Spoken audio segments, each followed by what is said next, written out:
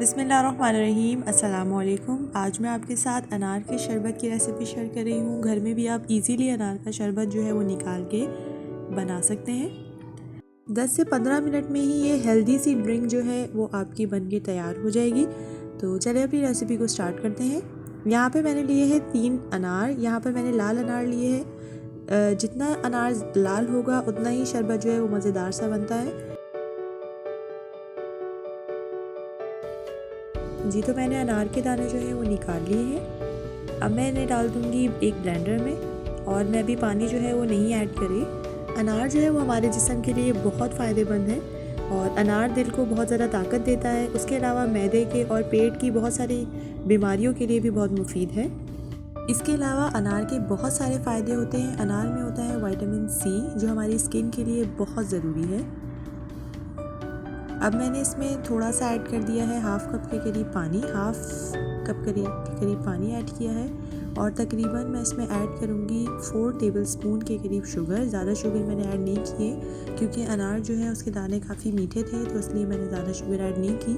आप अपने टेस्ट के हिसाब से कम या ज़्यादा कर सकते हैं। लास्ट में मैं ऐड कर रही हूँ उसमें 1 टीस्पून के करीब काला नमक। ये टोटली ऑप्शनल है, अगर आपको उसका टेस्ट पसंद नहीं है तो आप इसको स्किप भी कर सकते हैं। इसके बाद मैं अच्छे तरीके से इसको ब्लेंड करूँगी और फिर उसके बाद हम इसको अच्छे तरीके से ब्लेंड करने के बाद इसमें ऐड करेंगे 1 कप के करीब आइस जो है वो मैंने थोड़ी सी क्रश कर ली थी।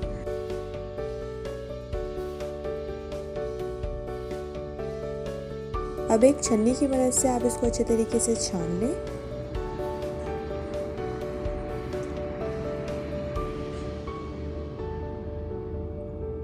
और स्पून से इस तरह से, ताकि अच्छे तरीके से जितने भी सीड्स हैं वो हमारे अलग हो जाए।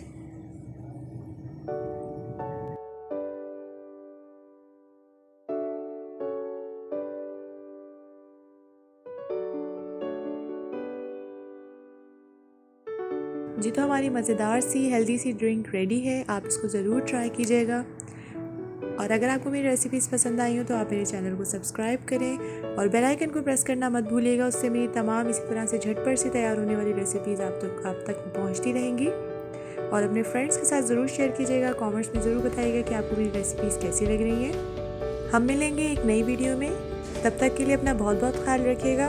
अल्लाह हाफ़िज़।